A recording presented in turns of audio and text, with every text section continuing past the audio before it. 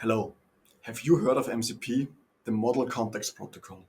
That's a new standard specifically designed to connect AI agents. In this video, I'm going to show you how it works, what it actually does, and how you can use it to finally build really useful AI agents for your team. Let's jump right in. In order to understand how MCP-Servers works, let's imagine the following situation. You probably already have lots of applications in your IT infrastructure. For CRM, you maybe use HubSpot, Salesforce, or some other on-premise solution. And on the other hand, your team is already working with some AI and LLM-based chats, maybe even agents. Maybe you use OpenAI or other tools.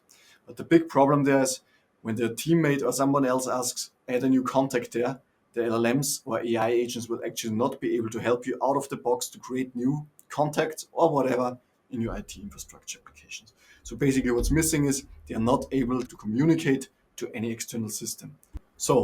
And here MCP comes in place. MCP is actually a protocol specifically designed to solve that problem. So an MCP server is a tool, a bit like an API, that gives certain tools to an AI agent, certain actions the LLM can take in order to retrieve data, but also to manipulate data on other systems. So having an MCP server in the middle right here, now your users could actually ask questions like maybe add a new contact to my CRM system. The LLM knows that it has the capability of the MCP server, which has a tool for that. It will call that, and the MCP server will then be able to request some other APIs, some database, some file, whatever it is. It can basically translate that information from the LLM to your system. Well, talking about is the one thing. Now it's time to build our own MCP server. And I'm really excited to share and show you a first sneak peek of our new platform we designed and built at API Chat in the last weeks, MCP-Builder.ai. MCP Builder is a tool where you can create an MCP server in natural language to any integration to any system you want to build in just a few minutes. And that's what we're going to do right now. So what we're going to do is we're going to build an MCP server that is able to get data and contacts and create new contacts to our HubSpot instance. But as you can imagine, for us at HubSpot, you can add any integration to any of your systems, also if they're running on-premise, not a problem. So before we're going to dive right in, I want to first show you how it looks without an MCP server. So I've installed Cloud Desktop. That's where we're going to work today. And first of all, I want to ask it now, what contacts are in our HubSpot account? So many typos. And as you can imagine, it will probably not be able to really help us. It's going to tell us how we can do it ourselves, so it doesn't have access to external systems like we imagined. And this is exactly the place where our MCP server should help it now. We're going to build it with MCP server, MCP-Builder.ai, and then going to add it locally to our Cloud Desktop application. And then we're hopefully going to create and get new contacts directly from the chat right here. So let's head back to the MCP Builder and start with our natural language input. So we want to build, let's build an AI agent that is able to read and create new HubSpot contacts, to get and create new HubSpot contacts. All right. First step, the requirements of what we want to build. We're going to click next. And secondly, we're going to add what kind of data sources do we have or where do we get the data from. In this case, it is HubSpot. So we could upload an OpenAPI specification, but what I'm going to do right now, I'm just going to add the two curls, so the two requests to the REST requests to the HubSpot. I have them prepared in Postman right here. So I have my get call. Just going to copy it real quick. Use this curl to get the contacts.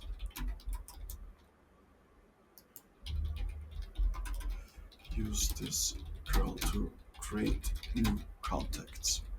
I also have a curl for that. You can actually just get on the website of the HubSpot developer to find it. Or maybe also just copy the whole API. As you can see, you would also have other options like a database or some file system. But in our case, it's really just those two requests that we want to call. So we're going to hit next. Now MCP Builder will actually analyze our natural language requirements as well as the data sources, so in this case our two curls that we built, and we'll come up with our first proposal for the MCP server. So what it's going to probably do, it's going to come up with some kind of tools Yeah, as we can see it here already. Tools is the context of a request or an action the LLM is going to be able to take. Yeah? So the LLM, finally, we're going to see, okay, this MCP server has two tools, and those two tools I can call in order to request some action. Yeah? And it created a get contacts as well as a post contacts with some description in here. So like the post contacts, oh, it's still running. It's going to have create a new HubSpot contacts, and the get is going to get all HubSpot contacts from the thing. As you can see, it created one fulfillment here with our request. That's the configuration language under the hood behind the MCP builder. The post is now also finished. It has one more fulfillment, and it also has an insert contact right here. We could actually adjust it in natural language if something is missing or not like we wanted to have. But it looks pretty good so far. So here we are going to have our insert. Looks good. And in the end, we're just going to return email first name, last name, because that's pretty much all we need right here. So before we're going to download the whole thing, I'm quickly going to test it, to run it if everything works. So I'm going to head over to the testing functionality here, right here. I'm also only going to need to specify the off key of HubSpot, which I have kind of already prepared. So I'm just going to put it right here. That's all we should need. Let's gonna hit start. And as you can see, the first fulfillment was run, and we got some results already from HubSpot. So we see we have one user currently, Brian Hellingway, in there. Let's head over to HubSpot real quick to check that if it's correct. Yes, this is our one user we have right here. So let's continue. And in the response, it's going to be mapped to email first name, last name, and that's the response that actually the MCP server will, when it's running, return to the LLM. So it looks pretty good. I think we can download it and actually test it in Cloud. Let's hit run.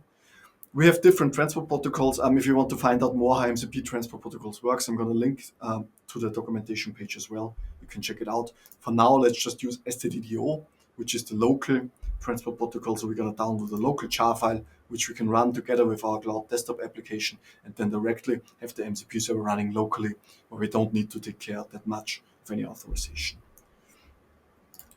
All right, so we have downloaded here. I'm quickly going to copy it over into this MCP server right here, folder.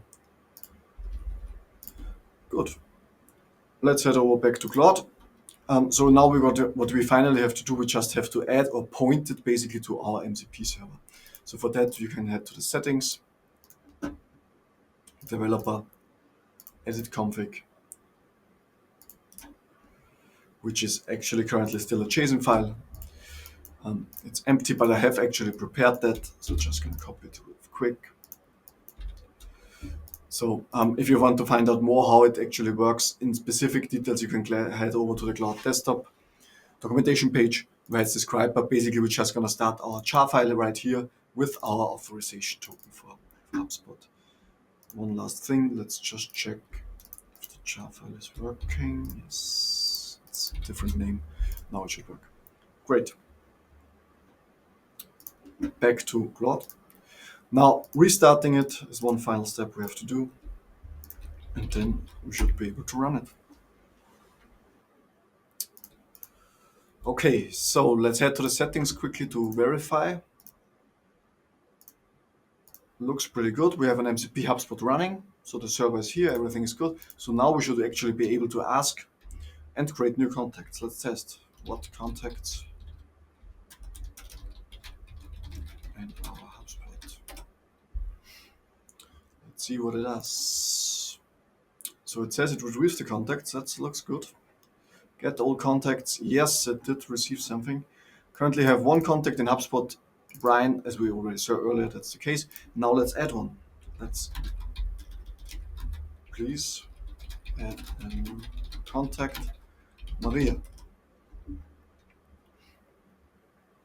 I'm happy to add Maria. Perfect. Well, it needs a bit more information because, as we saw earlier, we have two more input fields here that are necessary. We have a last name and an email. Johnson is the last name, and Maria.com. And now it should be able, okay, well, let's see if it adds Maria to our HubSpot. It again called the Create Contact tool. This is the second tool we created in our MCP builder.